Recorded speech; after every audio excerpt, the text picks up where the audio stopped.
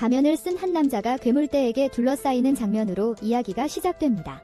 순식간에 괴물들을 해치우지만 그는 그것으로는 부족하다며 더 많은 것을 원합니다. 마차를 타고 도망치는 한 남자가 고블린들에게 쫓기지만 다행히도 전사들이 나타나 고블린들을 처리합니다.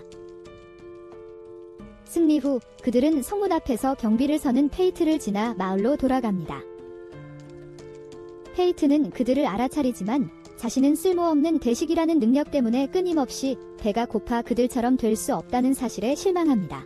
성스러운 기사단이 마을을 지나가자 군중들은 놀라움을 금치 못합니다. 그들은 블레릭 삼형제이지만 그들 중 한 명이 길을 막은 농민을 발로 차는 모습을 보면 그들이 얼마나 끔찍한 사람들인지 알 수 있습니다. 그들은 성으로 향하고 성문에서 형인 라파엘은 페이트에게 돈을 던져줍니다.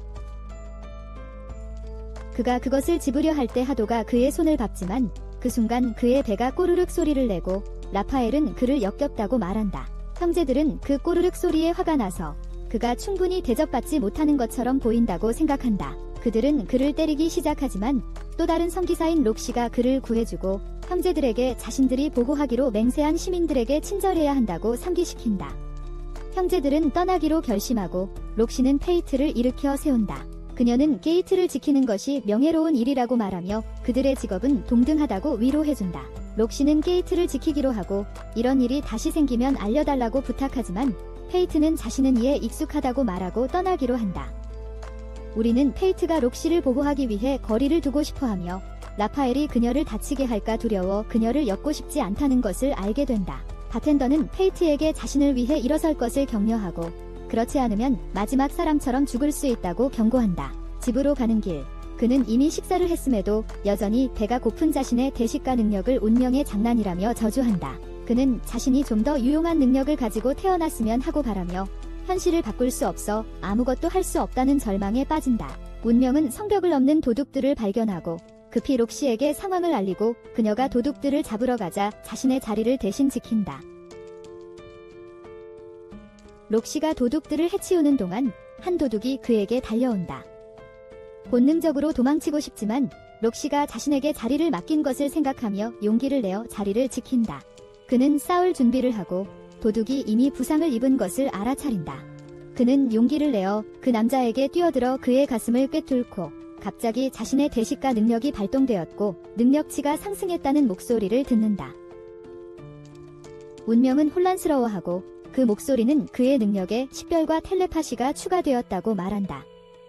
같은 시각, 록시는 전투에서 돌아오고 그를 걱정하지만 그는 그녀에게서 이상한 점을 느낍니다. 그녀의 입은 움직이지 않는데 그녀의 목소리가 들렸기 때문입니다. 그는 그녀를 안심시키고 그녀가 그의 처치에 대한 공을 인정받아도 된다고 말합니다. 라파엘이 알게 되면 문제가 생길 것이기 때문입니다. 이에 대한 대가로 록시는 그에게 자신의 가족을 위해 일해달라고 제안합니다. 페이트는 자신의 선택지를 고려하고 결국 그녀의 가족을 위해 일하기로 동의합니다.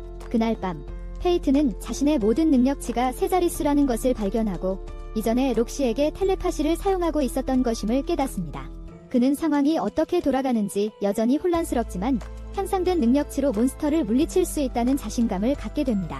다음 날, 페이트는 검을 찾으러 나가지만 상인이 그가 가난하다는 사실을 알게 되자 통에서 쓰레기 같은 검 밖에 살 수 없다고 말합니다. 그는 새로운 식별 기술을 사용하여 검들을 살펴보고 한 개를 제외한 모든 검이 쓸모없다는 것을 알게 됩니다.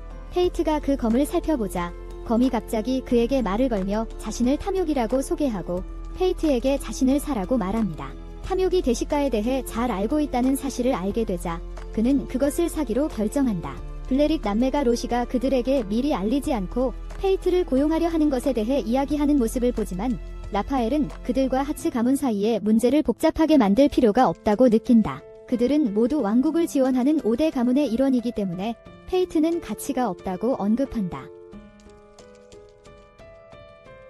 라파엘은 군사구역으로 향하고 그의 여동생은 그가 무엇을 공부할지 궁금해하자 그는 인간이 되는 방법을 배우겠다고 계획을 말한다. 이후에 페이트가 탐욕을 손에 들고 걷고 있는 모습이 보이고 그것은 그에게 빠르게 다가오는 무언가를 경고한다. 어디선가 고블린이 등장하지만 페이트는 쉽게 그것을 죽일 수 있고 그로 인해 그의 대식가 스킬이 활성화되어 그의 능력치가 다시 증가하며 스킬 강도 보너스를 받는다. 어디선가 고블린 떼가 나타나지만 페이트는 침착하게 그들을 베어낸다.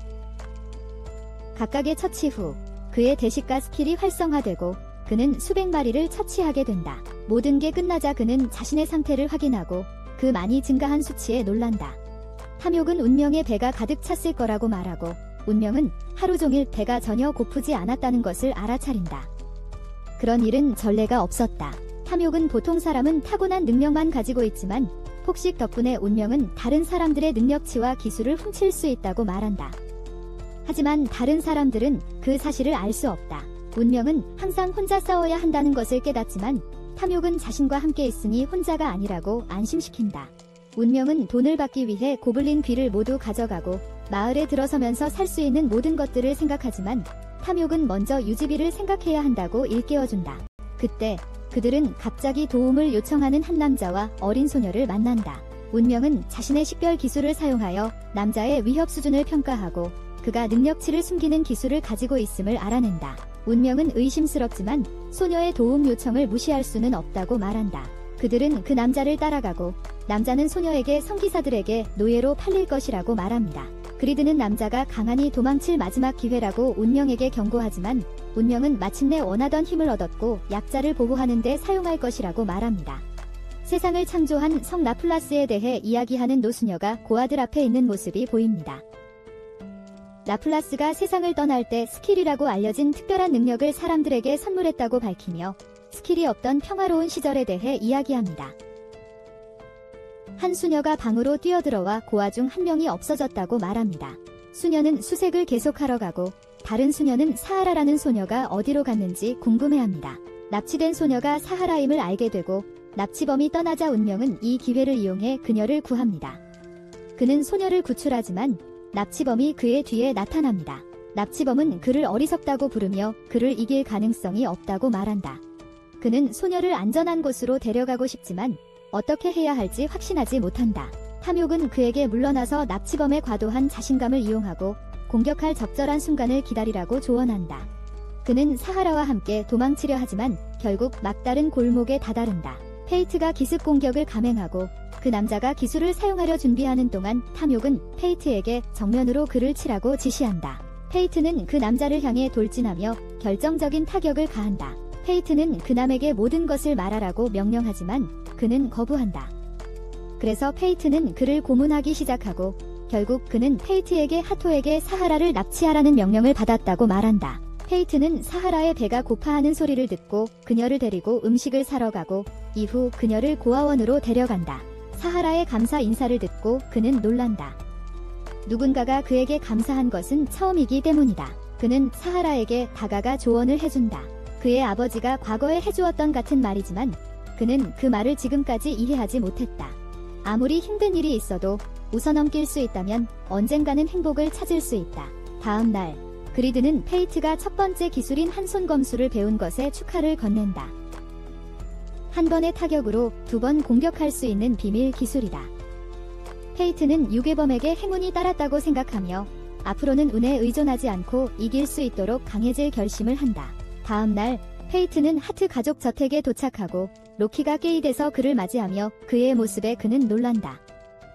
그녀는 그를 최근에 세상을 떠난 아버지의 묘로 데려가며 아버지가 5일 전에 갈리아에서 살해당했음을 밝힌다. 갈리아는 괴물들이 지배하는 대륙이며 기사들의 의무는 괴물들을 제어하는 것이다. 록시는 올해 이 의무가 하트 가문에 주어졌지만 불행히도 천년의 고독에서 나온 신성한 용이 그녀의 아버지가 이끄는 그룹을 전멸시켰다고 설명한다. 그녀는 현재 집안의 수장이며 그와 함께 일하게 되기를 기대하고 있다고 말한다. 그들이 악수하려고 할 때 페이트는 자신의 텔레파시가 활성화될 것임을 기억하고 무작위로 한 사람을 가리킨다. 우리는 페이트에게 하트 가문의 하인으로 행동하라고 상기시키는 주요 하르를 만난다. 일주일이 지나고 페이트는 하트 저택에서 계속 일한다. 그는 다른 하인들과 이야기하고 있을 때 그의 배가 고프기 시작하고 다른 하인들은 그들이 방금 점심을 먹었기 때문에 놀라게 된다. 그는 기습 공격을 감행하여 고블린의 팔을 잘라내고 전투가 계속되지만 할 수 있는 것은 그의 공격을 피하는 것뿐이다. 탐욕이 그에게 공격하라고 말하자 그는 돌진하여 그것을 제압하고 마침내 결정타를 날린다. 운명의 스탯이 크게 증가하고 그는 체력 재생 스킬을 얻는다. 탐욕은 현재 운명의 스탯으로 그가 자신의 스탯과 교환하여 탐욕의 첫 번째 레벨을 잠금 해제할 수 있다고 밝힌다. 탐욕은 첫 번째 레벨이 그에게 새로운 기능을 줄 것이라고 설명하지만 운명은 그들이 만난 이후 얻은 모든 스탯을 넘겨줘야 한다는 사실에 충격을 받는다. 그녀는 페이드를 데리고 가고 마을로 가는 길에 페이드에게 그의 검을 보여달라고 요청하지만 그는 그녀가 그것을 보고 뭔가를 알아차릴까 두려워한다. 검이 그의 손에서 미끄러져 나가고 락시가 그것을 잡지만 다행히도 아무것도 눈치채지 않는다. 그녀는 페이드에게 검이 정비가 필요하다고 말하며 하우트 가족의 대장장이에게 데려가겠다고 한다. 그들은 드디어 마을에 도착하고 가판대에 서 있을 때 성기사 하나가 다가오자 모두 긴장한다. 페이드의 배가 최악의 순간에 꼬르륵 거리며 성기사를 화나게 만든다. 기사가 그를 짓밟으려 하지만 락시가 그를 막아 모두의 시선을 끌게 된다. 모두가 락시를 바라보며 농민 소녀가 실제로 미스 락시인지 알아내려 한다. 탐욕은 운명에게 그들이 커플처럼 행동하면 아무도 농부 소녀가 사실 로시라는 것을 생각하지 않을 것이라고 말합니다. 로시는 운명이 탐욕에게 좋은 생각이라고 답하는 것을 엿듣고 그 계획에 동참하기로 결심합니다. 그들은 커플처럼 행동하기 시작하고 모두를 속여 소녀가 로시가 아니라고 믿게 만듭니다. 모두가 방심하는 사이 그들은 슬며시 빠져나가 구석에 숨어듭니다. 운명은 그녀의 생각을 듣습니다.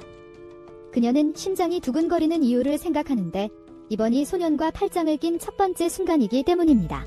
로시는 계속 움직여야 한다고 결심하고 그들은 최근 발견된 죽은 고블린에 대한 이야기를 엿듣습니다. 소문에 의하면 그것은 떠돌이 괴물의 소행이라고 하지만 고블린 귀가 빈민가의 고아원에 기부된 이유는 설명하지 않습니다. 그녀는 운명에게 전사들이 모이는 곳으로 데려가 달라고 요청하며 떠돌이 괴물을 조사하고 싶다고 말합니다. 운명은 로시를 바에 데려가고 바텐더는 귀가 온전한 고블린 시체 더미를 발견한 전사가 금을 찾았다는 이야기를 들었다고 밝혔습니다. 록시는 다른 지역의 괴물이었을 거라고 생각하고 바텐더는 많은 상인들이 고블린 평원을 지나다니기 때문에 이 일이 장사에 악영향을 미칠 거라고 걱정합니다. 괴물의 공격을 두려워해서 사람들이 여행을 하지 않을 것이기 때문입니다. 노인이 술집에 들어와 대화에 참여하며 그 괴물이 리치이며 그래서 성기사들이 직접 처리하고 있다고 말합니다. 무사들이 술집에 들어와 록시에게 함께 놀자고 합니다. 록시가 그 남자를 가볍게 밀었는데 그 남자는 방의 반대편으로 날아가 버리고 그들은 그 정도의 힘을 가진 자는 성기사밖에 없다는 것을 깨닫습니다. 록시는 마침내 자신의 정체를 밝히고 무사들은 사과하며 자신들이 가진 모든 돈을 록시에게 주려고 합니다. 하지만 록시는 그것을 거절하며 평민과 성기사가 함께 웃을 수 있는 세상을 꿈꾼다고 말하며 성기사들을 두려워하지 말라고 합니다. 그들은 대장장이에게 가고 대장장이는 그리드의 수리를 맞춰 새 칼처럼 만들었습니다. 마을을 지나가면서 록시는 그 사냥이 블레릭 가문이 주도하고 있었고 그들이 자신에게 알리지 않았기 때문에 사냥에 대해 몰랐다고 설명합니다. 하토가 아이를 안고 설명하는 장면이 보입니다. 그는 단순히 잃어버린 아이를 보호하고 있다고 말하지만 페이트가 그 소년을 데려가고 록시는 그들을 돌보겠다고 말합니다. 록시는 라파엘에게 사냥에 대해 왜 알려주지 않았는지 묻고 그는 그녀의 아버지를 애도하느라 바빴을 것이라며 귀찮게 하고 싶지 않았다고 답합니다. 다음 날 록시는 페이트에게 다가가 그와 함께 가자고 말합니다. 그녀는 그에게 비밀 임무가 있다고 합니다. 그들은 둘 다 마차에 타고 하트 가족의 포도를 지나 목적지에 도착합니다. 그곳에는 로시의 어머니 아이샤가 문 앞에 서 있습니다. 로시는 페이트를 최근에 고용한 하인이라고 소개하고 아이샤는 페이트에게 로시를 좋아하냐고 묻습니다. 이로 인해 그들은 당황하게 됩니다. 하지만 아이샤는 그가 로시를 상사로서 어떻게 생각하는지 알고 싶다고 설명하고 페이트는 그녀를 평생 섬기고 싶다고 말합니다. 이로 인해 로시는 충격을 받습니다. 우리는 페이트가 다른 하인들과 함께 포도를 수확하는 모습을 보게 되고 그들은 귀족들이 대대로 이 땅을 직접 경작해왔으며 모두가 귀족들을 도울 수 있어 자랑스럽다고 말합니다. 한 하인이 수확 시즌 동안 먹이를 찾아 괴물이 나타날 시간이기도 하다고 말합니다. 페이트의 배가 꼬르륵거리기 시작하고 탐욕이 다양한 종류의 영혼을 필요로 한다고 그리드가 설명합니다. 고블린만으로는 그의 커져가는 배고픔을 만족시킬 수 없습니다. 집으로 돌아가는 길에 페이트는 거대한 도끼를 든 신비로운 소녀를 봅니다. 그녀가 지나갈 때 페이트는 그녀가 자신과 같은 눈을 가지고 있다는 사실에 충격을 받습니다. 그녀의 상태를 확인하려 하지만 되지 않습니다. 다음 날 모두 코볼트 사냥을 준비하며 숨어있지만 거대한 몬스터가 갑자기 나타나 모두 충격을 받습니다. 페이트는 그것을 보고 군침을 흘리지만 그리드는 페이트가 거의 기아 상태이기 때문에 문제라고 알고 있으며 페이트는 록시에게 들키는 것을 걱정합니다. 그는 괴물의 스탯을 확인하고 그 괴물이 레벨 50에 미친 듯이 높은 스탯을 가지고 있음을 알게 된다. 그 괴물은 크라운 비스트로 알려져 있으며 그리드는 그것이 축적된 공격성에서 태어난 괴물이라고 설명한다. 그들은 마을로 돌아오고 모두가 패배할 것이라고 생각하여 패닉에 빠지지만 록시는 그들을 진정시키며 자신이 괴물을 처치할 것이라고 확신시킨다. 그리고 전사들에게 다음날 다시 돌아갈 것이라고 말한다. 그리드는 그들이 기회가 없다고 말하고 페이트는 록시가 죽는 것을 허락하지 않으므로 그날 밤 혼자서 돌아가기로 한다. 그는 크라운 비스트 주변에 코볼트가 있는 것을 보고 그리드는 그가 무엇을 할 계획인지 궁금해한다. 그는 활 형태로 공격을 시작하고 몇 마리를 처치하면서 그들의 스탯을 탐식으로 흡수한다. 그는 크라운 비스트를 쏘려고 하지만 그것은 병사 중 한 명을 사용하여 공격을 막아버린다. 페이트는 그의 검을 들고 더 가까이 다가가며 코볼트를 더 많이 처치한다. 그의 능력치가 상당히 증가한 것을 보고 활로 보스를 쓰러뜨릴 수 있다고 생각하지만 짐승은 그의 화살을 잡아냅니다. 그는 검으로 싸울 준비를 하지만 짐승은 갑자기 충격파로 그를 날려버리는 기술을 사용합니다.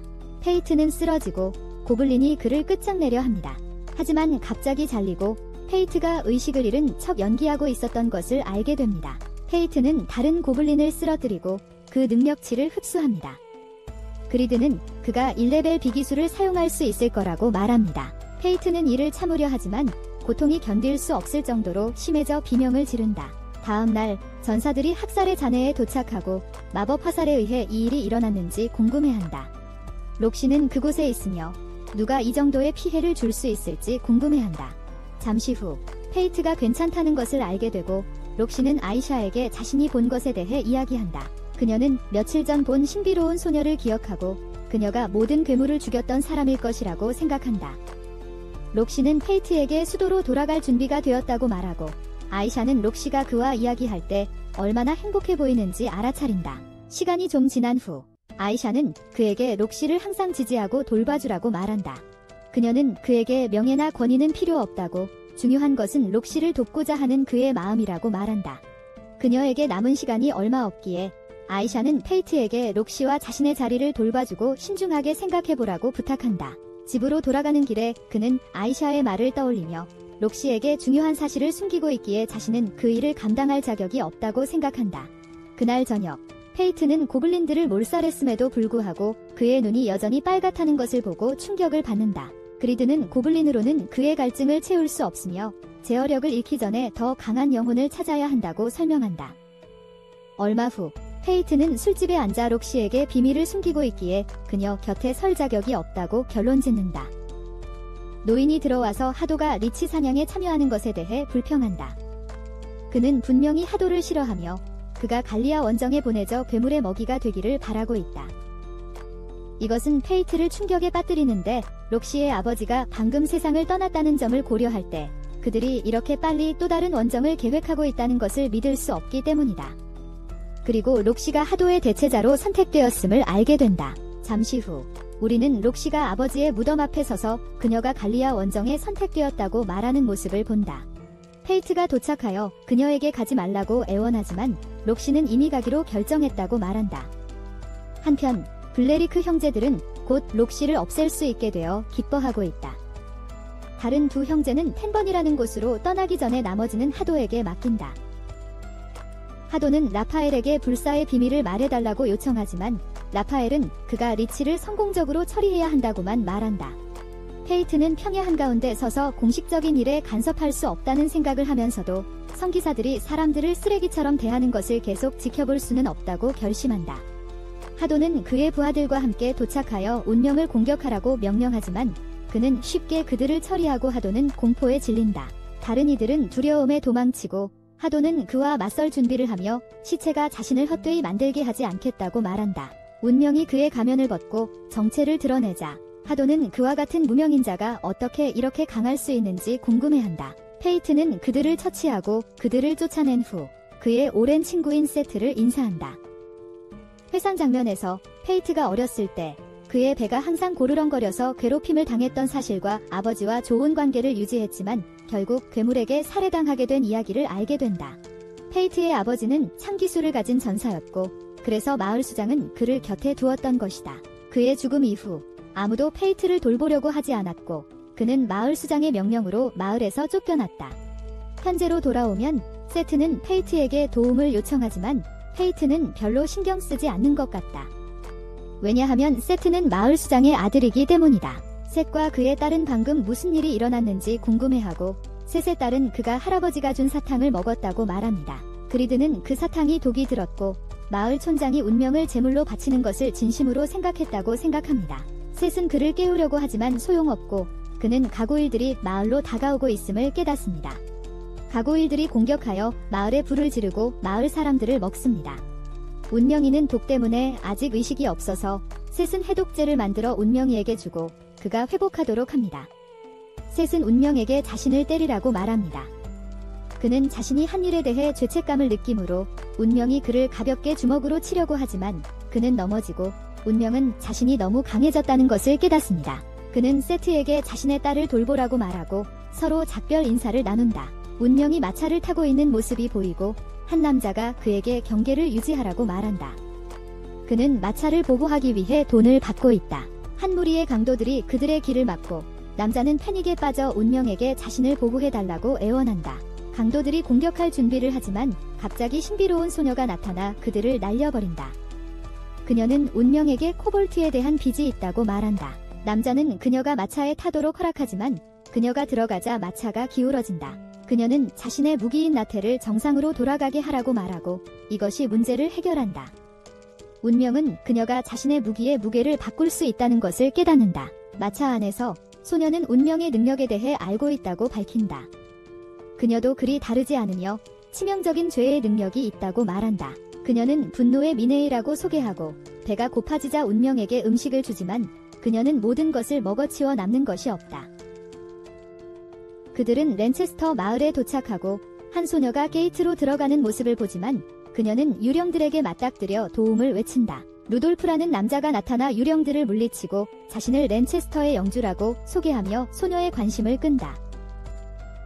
페이트는 록시가 이끄는 원정대가 마을에 도착할 것이라는 소식을 듣고 자신의 서비스에 대한 보상을 받을 예정이지만 마이는 자신이 강도들을 처치했다고 하며 보상을 가져간다. 그녀는 갑자기 잠이 들어 페이트는 그녀를 마을 주변으로 안고 다니며 모든 사람들이 목에 기호를 가지고 있다는 것을 발견한다. 탐욕은 그 기호가 사회계급을 나타낸다고 생각하며 사람들이 루돌프를 정말로 좋아하는 것 같다고 말한다.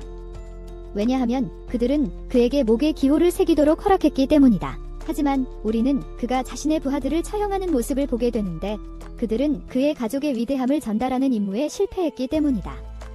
사람들은 그가 자신의 손에 죽고 싶지 않아서 그에게 복종하고 있다는 것을 알게 된다. 페이트는 한 호텔에 도착하고 탐욕은 자신이 마인을 알고 있으며 게으름도 죽음의 죄의 무기라고 밝힌다. 그는 치명적인 죄의 기술이 신의 법칙에 도전하며 태어났고 탐식은 영혼을 소비할 수 있는 능력 때문에 신의 레벨링 시스템을 뒤집을 수 있는 잠재력을 가지고 있다고 밝힌다. 페이트는 영혼을 소비한 대가로 배고픔을 채울 수 없다고 생각하며 탐욕의 기술을 왜 부여받았는지 궁금해한다. 그는 그것을 싫어하며 생존을 위해 계속해서 죽여야 한다고 털어놓는다. 탐욕은 감정이 그를 방해하지 않도록 경고하며 만약 마음이 약해지면 탐욕이 그를 지배할 수 있다고 말한다. 그의 배고픔을 조절하는 요령은 거의 굶주린 상태를 유지하는 것이라고 밝힌다. 사냥을 나가면서 탐욕은 페이트에게 한 번에 탐욕을 만족시키지 말고 천천히 배를 채우라고 조언한다. 모래인간이 나타나자 페이트는 그의 활을 사용하고 화염구 마법을 화살에 걸어 모래인간에게 쏘아 즉시 처치한다. 한편 마임이 깨어나고 무언가를 집어먹는다. 그녀는 마을 사람들을 위협하는 생물인 모래 골렘에 대해 알게 되고 그것에 대한 현상금이 100골드임을 알게 된다. 페이트는 계속해서 모래인간을 사냥하며 강력한 괴물의 존재를 느끼고 이것이 메인 요리를 처리할 시간임을 깨닫는다. 전사들이 모래 골렘과 싸우고 있는 모습을 보다가 페이트가 전투에 합류하며 괴물을 처리하겠다고 말한다. 그는 괴물의 스탯을 확인하고 그것이 모래폭풍을 생성할 수 있는 능력이 있다는 것을 알게 된다. 그는 불화살을 날리고 돌진하지만 괴물이 그를 밀어낸다. 괴물은 기술을 사용하여 모래폭풍을 생성하지만 페이는 그의 무기를 나드로 변형시키고 이를 사용해 공격을 감행하여 모래폭풍을 압도하며 괴물의 몸을 파괴한다. 괴물의 핵이 도망치려 하지만 모래 속에 숨어 있고 페이는 그의 활을 사용하여 강력한 화살을 쏘아 핵을 추적하고 거대한 폭발로 그것을 파괴한다. 다음 날 페이는 모래 골렘을 처치한 대가로 100골드를 받지만 루달프가 갑자기 나타나 페이 덱에 자신에게 복종하라고 말하며 페이가 거부할 권리가 없다고 설명한다. 그의 결정은 최종적이다. 마이는 페이가 그녀에게 속한다고 말하지만 그는 그녀를 비하하며 그녀는 그를 때려서 날려보낸다. 페이는 그들이 곤경에 처해 있다는 것을 알고 마인에게 마을을 떠나야 한다고 말한다. 그들은 마차에 타고 페이는 왜 마인이 많이 먹는지 궁금해하고 그녀는 분노가 많은 칼로리를 소모한다고 밝힌다. 그는 그녀에게 식욕에도 불구하고 전혀 성장하지 않고 있다고 말하며 그녀는 속상해하고 그래서 게으름을 활성화하지만 결국 마차를 부수게 된다. 주인이 마차를 수리하는 동안 페이트는 마을에 들어가고 탐욕은 이 지역에 괴물이 많다고 언급하며 누군가가 마을을 보호하고 있다고 생각한다. 그는 아론이라는 마을 우두머리를 만나고 그가 성기사임이 드러난다. 그는 페이트가 마을에 머물고 싶어 한다는 것을 알고 페이트에게 결투를 도전한다. 페이트는 그의 스탯을 확인하려고 하지만 그는 정체성 스킬을 인식하고 그 스킬을 사용할 수 있다는 것을 드러낸다. 그들은 타격을 주고받고 아론은 페이트를 물리치지만 그가 함께 훈련하기로 조건을 걸고 그를 머물게 하기로 결정한다. 그는 페이트가 자신의 힘에 익숙하지 않다는 것을 알고 그들의 훈련이 그에게 도움이 될 것이라고 생각한다. 결국 그는 조건을 받아들이고 마인이라는 인물이 나타나 아론의 주목을 끌게 되며 그는 이미 그녀가 숙련된 전사라는 것을 알 수 있다. 그는 그들이 마을에 머물도록 허락하고 우리는 그가 운명을 가르쳐 근접 전투 훈련을 시키는 것을 본다. 그는 아론을 치는데 어려움을 겪지만 반쯤 굶주린 상태에 들어가 속도가 향상되어 아론의 동작을 따라갈 수 있게 된다. 그날 저녁, 우리는 아론이 근처 성을 바라보는 것을 보고 운명은 아론의 가족 사진을 본다. 탐욕은 아론의 아들이 운명과 닮았다고 생각하며 그의 가족이 그가 마을의 우두머리가 된 이유와 관련이 있다고 생각한다. 다음 날, 아론은 운명에게 가지로 자신을 보호하라고 말하고 아론은 그에게 돌진한다. 하지만 그는 칼의 움직임을 예측하고 가지를 칼날을 따라 미끄러지게 하여 타격을 막는다. 아론은 감명을 받아 운명이 향상되었다고 말하고 그날 저녁 운명은 아론에게 다음날 떠날 것이라고 말하며 그의 환대에 감사를 표한다. 그는 마야가 너무 바쁘게 먹고 있다는 것을 알아채고 그녀는 음식 맛을 느낄 수 없다고 밝히며 탐욕은 이것이 분노에 대한 벌이라고 말한다. 아론은 성을 바라보며 그 성이 한때 그의 것임을 밝힌다. 그가 성을 떠나 있는 동안 괴물의 공격을 받았고 그의 아들 룩이 최선을 다해 방어했지만 결국 죽게 되었다는 것을 알게 된다. 리치 로드가 성을 정복했고 아론은 그의 가족이 여전히 그곳에 갇혀 있다는 것을 알고 있다. 페이트는 그곳에 가는 것을 생각하고 아론은 그와 함께 가기로 결심하며 마야는 50골드를 지불하면 마을을 지키겠다고 동의한다. 그들은 성으로 가는 길을 나서고 페이트가 화살로 해골을 쏘아 돌로 만들며 샌드스톰을 사용하여 목표를 석화시켰다고 밝힌다. 그들은 성 깊숙이 들어가면서 해골들을 파괴하고 방에 들어가 아론은 가족을 보고 놀란다. 그들은 그를 기다리고 있었다고 말하고 그는 그들이 아직 살아있다고 생각한다. 하지만 탐욕이 그들은 이미 죽었다고 밝히고 리치가 그들을 살아있는 것처럼 보이게 하기 위해 환상 마법을 사용하고 있다고 전한다. 룩이 갑자기 아론을 공격하지만 아론은 그것을 막아내고 룩을 밀어낸다. 룩은 아론을 경멸한다고 말하며 아론이 가족을 버리고 수도에서 일하기 시작했기 때문에 그들에게 일어난 일에 대해 아론을 비난한다. 페이트는 자신의 낫을 사용해 환상을 없애려 생각하지만 탐욕은 그렇게 하면 페이트가 아론의 가족의 영혼을 삼켜 영원한 지옥에 보내게 된다고 밝힌다. 아론은 자신의 가족을 지킬 것이라고 말하고 페이트는 리치를 찾기로 결정한다. 결국 그는 리치를 찾게 되고 그 스탯이 터무니없이 높다는 것을 깨닫는다. 그는 리치의 팔을 부러뜨리지만 리치는 좀비 무리를 소환하고 좀비들은 페이트에게 자신들을 구해달라고 애원하지만 그는 그들을 공격할 수 없다는 것을 알고 있다. 아론이 전투에 합류하여 좀비들을 처치하고 그는 자신의 아내를 보고 가족과 보낸 마지막 순간을 회상한다. 그들은 그가 떠나기를 원하지 않았지만 그는 임무를 마치고 돌아오겠다고 약속했다는 것을 알게 된다. 그는 그들에게 일어난 일에 대해 자신을 비난합니다. 그가 더 빨리 돌아왔더라면 그들은 죽지 않았을 것입니다. 하지만 그는 그들의 영혼을 편안히 보내주기로 결심하고 대십자가 스킬을 사용해 신성한 빛의 섬광을 방출하지만 리치를 물리치기에는 충분히 강하지 않습니다. 운명은 룩의 검을 보고 그 검을 사용하기로 결심합니다. 아론과 힘을 합칩니다. 그들은 대십자가 스킬을 사용하여 거대한 빛의 섬광을 만들어내고 그것은 즉시 리치를 죽여 성 안의 영혼들을 자유롭게 합니다. 아론의 가족이 그 앞에 나타나고 그에게 일어난 일에 대해 자신을 비난하지 말라고 말합니다. 결국 그들을 구할 수 있었다고 이야기합니다. 그는 용서를 구하며 그들이 자신의 의무보다 더 중요하다고 말하지만 그들은 그가 사람들을 계속 섬겨야 한다고 말합니다. 그는 그들을 자랑스럽게 만들겠다고 약속하고 룩에게 기념품을 주며 그들은 마침내 편안히 쉬게 됩니다. 성 안의 영혼들이 사라지지만 리치의 핵이 이 순간을 망치려 하자 운명이 그것을 파괴하고 리치를 삼킬 수 있게 합니다. 그날 저녁, 우리는 아론이 레벨 1개를 깼다는 것을 알게 되며 그 이유는 그가 페이트와 싸웠기 때문이라고 생각한다. 그리드는 아론이 자신의 마음을 페이트에게 열었기 때문에 이 일을 할 수 있었다고 밝혀주며 페이트는 치명적인 죄의 기술을 가지고 있다고 한다. 그들은 마을로 돌아가고 아론은 그녀의 서비스에 대해 보수를 지불한다. 그녀는 마을을 재건하기 위해 돈이 필요하다고 말하며 돈은 거짓말을 하지 않으며 페이트는 그가 나이가 들어가면 그녀의 의미를 이해할 것이라고 이야기한다. 아론은 50년 전에 그녀를 보았다고 밝히며 그녀는 이미 완벽한 전사였지만 외모는 전혀 변하지 않았다고 한다. 그녀는 그에게 1000년 동안 훈련하면 그녀의 수준에 도달할 수 있을지도 모른다고 말하지만 그는 인간이기 때문에 그렇게 오랫동안 살 수 없을 것이라고 알고 있으며 자신은 죽을 수 없는 유령이라고 한다. 아론은 페이트의 눈이 정상으로 돌아온 것을 관찰하고 자신의 눈이 빨갛게 변하지 않으려면 계속해서 괴물을 처치해야 한다고 언급한다. 아론은 탐식에 대해 알고 있는 것 같으며 그의 퀘스트가 끝난 후 마을로 돌아오라고 말하며 그가 알아야 할 것이 있다고 전한다. 한편 블레릿 가족은 모든 것을 치유할 수 있는 힘을 가진 유물인 철학자의 돌을 획득하고 라파엘의 여동생은 그들이 불사의 존재에 가까워졌다고 생각한다. 한 하인이 보고서를 전달하며 하도가 시체에게 죽었다고 말한다. 하인은 시체가 괴물이 아니라 전사라고 언급하고 라파엘은 그가 누구인지 궁금해하며 죽은 형을 복수하고 싶어한다.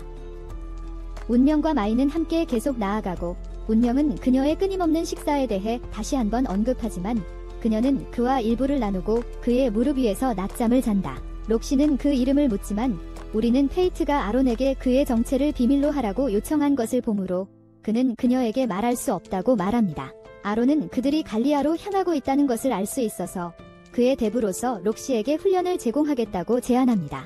페이트와 마이는 폐허에 도착하고 그들이 어디에 있는지 궁금해하며 마이는 이곳이 그녀가 태어난 곳이라고 밝힙니다. 그들은 거대한 고치와 마주치고 탐욕은 이것이 갈리아에서 오래전에 서로 다른 괴물들을 이어붙여 만들어진 화신이라고 언급합니다. 페이트는 그것의 스탯을 확인하고 그것들이 정말 미친듯이 강하다는 것을 알게 되지만 마이는 아직 아기라서 기회가 있다고 생각합니다. 그녀는 그에게 은혜를 갚을 시간이라고 말하며 그것의 영혼이 온전한 한 죽지 않는다는 것을 밝히고 페이트는 그녀가 그의 탐식 기술을 사용해 그것의 영혼을 먹기를 원한다는 것을 깨닫습니다.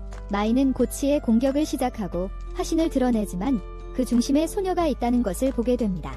운명은 그녀의 영혼을 먹고 싶지 않지만 마이는 그에게 그것은 인간의 피부를 사용하는 괴물이라고 말합니다. 키메라가 공격을 시작하며 용암의 파도를 만들어내지만 마이는 이를 막아냅니다. 그녀는 키메라의 팔 하나를 잘라내고 운명은 그 팔에 석화 화살을 쏘지만 아무 효과가 없는 것 같고 키메라의 팔은 다시 재생됩니다. 운명은 그들이 무엇을 해야 할지 고민하고 마이는 공격을 계속합니다. 운명은 그녀가 이전보다 더 강해졌다는 것을 깨닫고 탐욕은 그녀가 게으름을 휘두를수록 더 강하고 무거워지지만 통제하기가 더 어려워진다고 언급합니다. 하지만 그것만으로는 충분하지 않고 그 생물은 진화하기 시작합니다. 마이는 운명에게 되돌리라고 하지만 이것이 로키를 떠올리게 하고 그는 다시 한번 구출당하고 있다고 생각합니다. 그는 그냥 가만히 앉아있을 수 없다고 생각하고 반기와 모드를 사용하기로 결심합니다. 마이는 그에게 위험하다고 경고하지만 그는 계속해서 힘을 사용한다. 그는 능력치의 10%를 희생하여 강화된 석화탄을 발사하고 마이는 나태를 발동하여 키메라를 쓰러뜨리지만 키메라는 갑자기 방어 스킬을 사용하여 자신을 보호하고 페이트는 자신의 사신을 사용하여 방어막을 뚫으려 한다. 방어막에 밀려나지만 그리드는 그에게 만화의 흐름을 노리라고 말한다. 그는 방어막을 파괴하는 데 성공하고 소녀는 고통스러워하며 울부짖는다. 키메라는 날아가기 시작하고 페이트는 한계에 다다른 것처럼 보인다. 마이는 그에게 자신의 도끼에 올라타라고 말하고 그를 하늘로 쏘아 올린다. 그리드는 그에게 능력치의 20%를 소모하는 대신 최종기 2단계를 사용할 수 있다고 말하고 페이트는 동의하며 자신의 사신을 강화한다. 하지만 그가 키메라에 가까워지자 키메라는 그를 방어막에 가두고 둘 다 태워 죽이려 하지만 페이트는 소녀를 찌르는 마무리 일격을 날리고 이것이 그의 텔레파시 스킬을 발동시킨다. 소녀의 과거가 보이는데 마인을 알고 있었던 것 같다. 운명의 탐욕 스킬이 발동하지만 평소의 흥분 대신 그녀의 고독만을 느끼고 그리드는 그녀가 자신의 동족이었기 때문이라고 말한다. 다시 만나기 전에 그가 죽을 것 같은 느낌이 들고 운명이 그리드의 새로운 형태, 마법 방패를 개방했음을 알게 된다.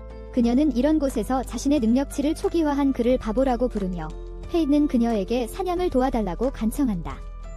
그래야 그의 능력치를 되찾을 수 있다. 결국 그들은 헤어지고 페이트는 바빌론 도시, 왕국과 갈리아를 구분짓는 요새에 도착한다.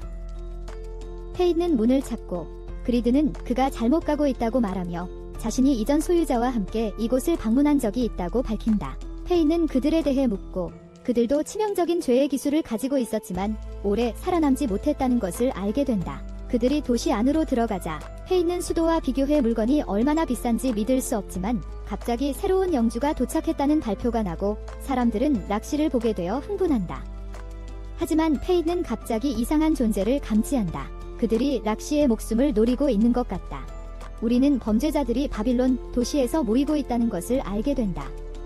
그들의 범죄가 힘을 증명하면 용서받을 수 있기 때문이다. 페이트는 군인들이 도움이 필요하다고 생각하고 이곳이 그에게 완벽한 장소라고 믿는다.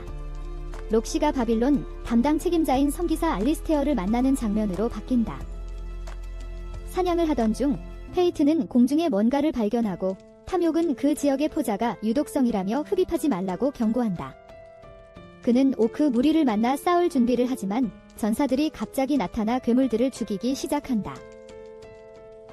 하지만 그는 또 다른 그룹이 다가오는 것을 보고 그들이 전사들을 둘러싸려는 계획이라고 생각하며 돌진한다.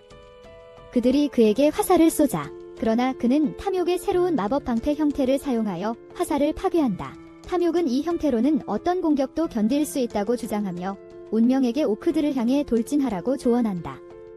그래서 그는 앞으로 돌진하여 그들의 공격을 막고 방패로 그들을 들이받아 순식간에 모두 쓰러뜨린다. 그는 페이트를 자신의 가게로 데려가며 교환에서 일어난 일을 알고 있기 때문에 페이트에게 가능성을 보고 광고를 위해 갑옷을 입을 수 있는지 묻습니다. 그는 제이드와 일하기로 동의하여 80골드의 갑옷을 준다고 말합니다.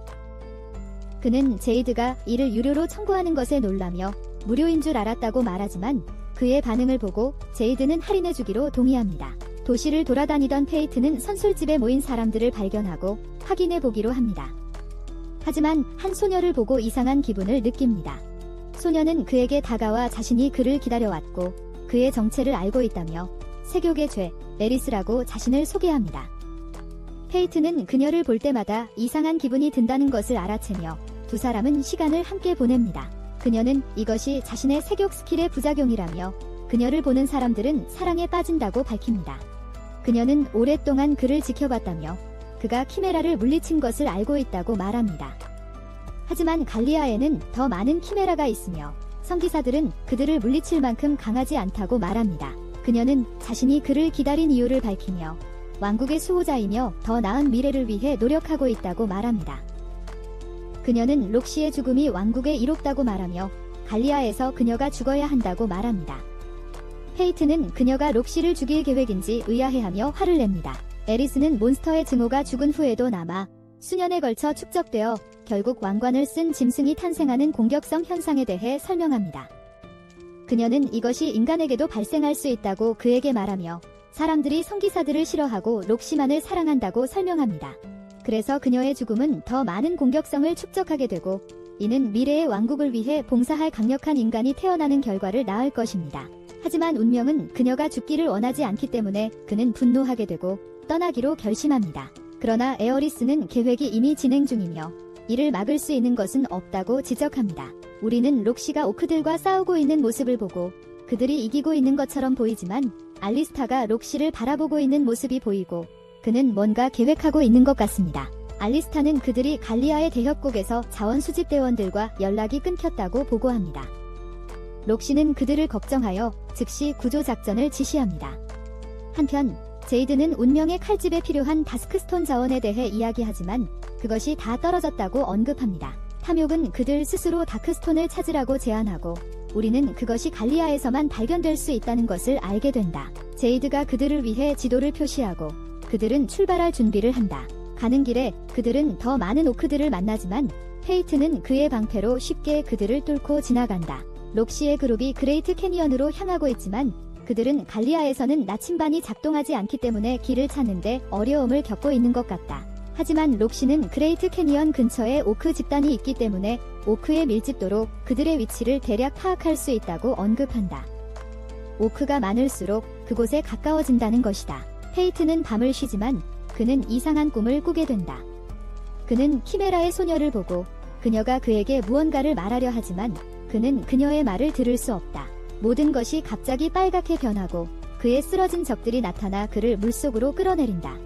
그는 꿈에서 깨어나 그 의미를 궁금해하지만 다가오는 괴물들을 감지한다. 그의 야간 시야 능력을 사용하여 그는 4마리의 도룡룡이 다가오는 것을 본다. 그는 그중 한 마리를 석화 화살로 쏘지만 그들이 이상하게 행동하고 있다는 것을 알아차린다. 보통 그런 공격을 받으면 도망치기 때문이다. 그래서 그리드는 그들이 조종당하고 있다고 생각한다. 도룡룡들이 록시의 캠프에 도착하고 그들을 사방에서 에워싼다. 도룡룡들이 불을 내뿜어 혼란을 일으키지만 미아는 마법의 검으로 반격하려고 한다. 하지만 효과가 없고 그녀는 날아가 버린다. 도룡룡이 그들을 물어뜯으려 하지만 운명이 적시에 도착한다. 그는 도룡룡들을 처치하고 록시는 그들을 구해준 것에 대해 그에게 감사한다. 페이트는 도룡룡 머리에 있는 표식을 지적하고 다른 이들은 4마리의 왕관을 쓴 짐승이 함께 일하고 있다는 것이 이상하다고 느끼며 그들이 록시를 겨냥하고 있는 것 같다. 그들은 그랜드 캐년까지 도착하고 결국 각자의 길을 가게 된다. 페이트는 계속 탐험하며 돌이켜진 괴물들을 발견한다. 그는 앞에 있는 에리스를 보고 그녀가 거기서 무엇을 하고 있는지 궁금해하지만 그녀의 행방을 놓친다. 그는 갑자기 키메라를 발견하지만 그것은 움직이지 않고 그리드는 그것에 코어가 없다고 언급한다. 페이트는 그것이 자신이라고 인정하고 록시는 그녀가 올바르게 추측했다고 기뻐한다. 페이트는 그녀의 응시 때문에 부끄러워하지만 그녀는 그가 자신이 아는 사람을 떠오르게 한다고 언급한다. 그녀는 그를 생각하며 그가 행복하길 바란다. 페이트는 그녀가 생각하고 있는 사람이 운이 좋다고 말한다. 하지만 그의 탐욕이 발동하며 그의 한쪽 눈이 붉어지기 시작한다. 그는 로시가 자신을 이렇게 보는 것을 원하지 않아서 도망치고 키메라가 가까이에 있다는 것을 감지합니다. 모두가 그것을 성검 기술로 인식하며 그는 칼집이 황혼의 돌로 만들어졌고 그의 성검 기술을 향상시킨다고 설명한다. 그는 그녀에게 돌진하여 그녀를 압도하지만 싸움을 끝내려 할 때 그녀가 착용한 부적을 보고 그것을 인식하게 되어 마음이 산란해진다. 록시는 그를 무장 해제시켜 승리를 확정짓지만 그녀는 왜 그가 경계를 풀었는지 궁금해한다. 그는 그녀의 질문에 대답하기를 거부하고 그녀는 그의 싸움 스타일을 인식하며 그에게 에렌에게서 배운 것인지 묻는다. 그녀는 여행 중 그를 만났다고 밝히고 그는 막대한 힘을 가진 여행자에 대해 언급했으며 그가 페이트를 언급했는지 궁금해하지만 그는 그녀에게 임무에 집중하라고 한다. 그는 무겐에게 키메라를 조종하는 자가 있다고 말하고 무겐은 그것이 괴물을 중심으로 사용되고 있음을 알고 있다. 그는 자신의 가족이 갤리온 기술을 연구했다고 설명하며 레이는 재능 있는 학자이고 페이트는 키메라가 달리아와 교배된 인공생물임을 알고 있기에 그녀를 만나고 싶어한다. 한편 연구소에서 레인이 동료로부터 라파엘에 대한 이야기를 듣는 모습이 보이는데 그는 현자의 돌을 연구하고 있다고 한다. 그래서 그녀는 조사하기로 결정하고 그것이 사용자에게 놀라운 힘을 부여하지만 그의 몸을 완전히 지배한다는 것을 알게 된다. 페이트에게 돌아와서 그는 마인과의 대화를 떠올린다. 마인은 그에게 이의 영역에 대해 말하며 그곳에 도달하기 전에는 신룡을 물리칠 수 없다고 말했다. 그는 어떻게 그런 경지에 도달해야 할지 고민하지만 그 순간 모두 경보를 듣고 앨리스터는 록시에게 괴물들이 도시로 접근하고 있다고 말한다. 그녀는 부하들을 모아 괴물들에게 돌격하고 페이트는 멀리서 그들을 지켜보며 그녀가 승리할 수 있을 것이라고 생각한다. 하지만 그는 지하에서 거대한 괴물이 움직이고 있는 것을 보고 그것이 그녀의 군대에 접근하여 기습 공격을 하려고 하자 개입하기로 결정한다. 탐욕이 활로 변하고 운명은 그의 탐식 스킬을 사용하여 화살을 강화하여 멀리서 강력한 발사를 할 수 있게 한다. 화살이 땅을 관통하고 괴물에게 맞아 표면으로 나오게 만든다. 그는 그의 그랜드 크로스 스킬을 사용하여 순식간에 그것들을 파괴하고 그것이 일반적인 괴물처럼 행동하지 않는다는 것을 깨닫고 그것이 조종되고 있다고 생각한다. 그는 땅속으로 뛰어들어 몬스터의 핵을 찾으려 하고 가장 강력한 화살을 발사할 준비를 하며 기를 모은다. 몬스터가 나타나고 그는 마무리를 지으려 하지만 공격이 닿기 전에 몬스터를 향해 날아오는 총알들을 본다. 화살이 폭발을 일으키고 목소리가 그의 몬스터의 영혼을 흡수했지만 몬스터는 여전히 살아있다고 말한다. 그는 영혼 없이 어떻게 살아남을 수 있는지 의아해한다. 그는 가면을 쓴 남자가 자신을 지켜보고 있는 것을 보고 페이트는 그에게 달려든다. 그리드는 그가 사용하는 무기를 보고 그것이 칠체종 중 질투임을 알아본다. 몬스터가 페이트를 에워싸고 그리드는 마법 탄환에 맞아 숨겨진 힘이 발동되어 영혼의 복제를 만들 수 있게 되었다고 설명한다. 몬스터는 그의 몸을 녹이려고 공격하지만 그는 대신 몬스터를 흡수하며 부식 마법에 대응하는 방법을 찾았음을 드러낸다. 그는 그 남자를 쏜다. 하지만 장벽이 그를 보호하고 그리드는 페이트의 능력치가 한계에 도달했다며 더 나아가려면 이 영역에 도달해야 한다고 말한다. 하지만 그는 이미 그 경지에 도달했기에 그 남자에게는 여전히 상대가 되지 않는다. 운명이 돌진하지만 남자는 그의 공격을 막고 밀쳐낸다. 남자는 질투를 이용해 마법탄을 발사하고 운명은 방패로 막으려 하지만 공격의 충격에 밀려 피를 토하며 남자는 그를 끝장낼 채비를 한다. 그는 더 강해져야 함을 깨닫고 탐욕 스킬과 거래하며 한계를 뛰어넘기 위해 무엇이든 할 용의가 있다고 말하며 탐욕에게 필요한 힘을 간청한다. 그는 이의 영역에 도달해 남자를 공격, 후퇴하게 만들고 몬스터들을 소환해 운명을 공격한다. 하지만 그는 간섭하지 말라고 명령하고 그냥 지나쳐 달아난다. 그는 남자를 계속 추격하며 마법탄을 피하고 연막을 만들어 시야를 가린다. 운명은 그의 뒤에 나타나 가면을 부수고 그의 정체를 드러낸다. 알리스터임이 드러나지만 그는 좌절에 개의치 않고 플루트를 불며 신룡을 소환한다.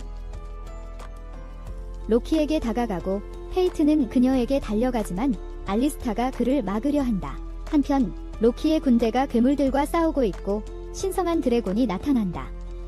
무게는 모두 후퇴하라고 명령하며 드래곤이 로키에게 다가오고 강력한 에너지 빔을 발사하여 모두를 날려버린다. 하지만 페이트는 그의 방패로 그녀를 보호하고 공격의 힘으로 그의 마스크가 부서지면서 더 이상 숨길 수 없음을 깨닫는다. 로키는 그를 보고 놀라며 그의 눈을 바라보며 충격을 받는다. 그는 그녀에게 거짓말한 것에 대해 사과하지만 시간을 벌면서 후퇴하라고 말한다. 그는 드래곤에게 맞서기 위해 그랜드 크로스 기술을 사용하고 드래곤을 감옥에 가두는 데 성공한다. 알리스타가 그를 쏘고 두 사람은 다시 싸우기 시작하지만 페이트는 고전하는 듯 보인다. 알리스터는 자신의 능력을 유지하는데 너무 많은 힘을 쓰고 있다며 승산이 없다고 말합니다. 페이트는 공격을 적중시키지 못하고 알리스터는 그의 팔을 잘라냅니다. 알리스터는 그를 끝장낼 준비를 하지만 갑자기 뒤에서 칼에 찔립니다. 페이트는 환술 마법을 사용했다고 밝히며 알리스터를 쓰러뜨립니다. 그의 폭식 능력이 발동되고 그는 갑자기 하얀색으로 둘러싸입니다. 그는 마얀의 기억 속 소녀를 다시 보고 그녀는 자신을 루나라고 소개합니다. 그녀는 그가 자신을 죽여줘서 고맙다고 말하지만 바닥이 갈라지며 더 이상 버틸 수 없다고 사과합니다. 페이트는 자신의 폭식이 폭주하는 것을 막고 있던 것이 그녀였다는 것을 깨닫고 신룡을 먹으면 자신을 잃게 될 것이라고 경고합니다. 바닥이 무너지지만 페이트는 그리드에게 붙잡힙니다. 페이트는 그를 보고 충격을 받지만 탐욕은 그들이 떠나야 한다고 말한다. 그는 루나의 경고에 감사하지만 드래곤을 물리치기로 결심한다. 그들은 밖으로 돌아오지만 드래곤은 그의 기술에서 풀려난다. 탐욕은 한 팔밖에 없는 자신이 무엇을 할 수 있을지 궁금해하지만 페이트가 갑자기 그를 던진다. 페이트는 돌진하여 드래곤을 주먹으로 가격하고 그를 베기 시작한다. 드래곤이 쓰러지면서 에너지 폭발을 발사하지만 그는 오버로드 기술을 사용해 스탯을 강화하여 폭발을 뚫고 드래곤을 반으로 쪼갠다. 드래곤이 땅속으로 떨어지고 페이트의 탐식이 영혼을 집어삼킨다. 그는 극심한 고통을 느끼고 곧 광란에 빠질 뻔하지만 자신이 피해를 주지 않기 위해 모든 스탯을 희생하여 탐욕의 최종 형태를 해방시킨다. 마이는 그가 자신의 능력에 사로잡혔다고 말하며 운명에게 그를 끝내라고 요청합니다. 그녀는 그들의 약속을 지킬 준비를 하지만 록시는 갑자기 그를 구합니다. 그는 그녀에게 자신을 보지 말라고 하지만 그녀는 그를 위해 울며 그가 어떤 힘을 가졌든 상관없다고 말하며 그가 있는 그대로의 자신을 좋아한다고 말합니다. 그리고 죽지 말라고 합니다. 그는 이상하게도 자신의 탐욕이 가라앉는 것을 느끼고 록시는 그와 함께 돌아가자고 말합니다. 그는 진실을 알게 된 후 그녀가 자신을 받아들여서 안도하며 그녀의 무릎에 쓰러집니다. 운명이 깨어나자 그는 다시 도시로 돌아온 것을 발견합니다. 그는 에리스와 마인을 만나고 그들이 그가 일주일 동안 잠들어 있었다고 말합니다. 에리스는 그에게 탐욕을 건네주고 운명은 그가 얼마나 더러운지를 언급합니다. 에어리스는 마인이 탐욕을 되돌려오는 것을 잊었다고 언급하지만 그녀는 질투와 씨름하느라 바빴다고 말하며 질투가 정신 조종의 힘을 가지고 있고 알리스타가 조종당하고 있었다고 밝혀낸다. 우리는 페이디 그리드의 새로운 지팡이 형태를 사용하는 모습을 보고 그의 팔을 복원할 수 있게 된다. 에리즈와 마인드는 각자의 길을 가고 페이든 그리드와 함께 그의 탐욕을 제어할 방법을 찾기 위해 떠난다. 하지만 이 영상은 여기서 끝난다. 좋아요와 채널 구독하는 것 잊지 마세요. 시청해주셔서 감사합니다. 다음에 또 만나요.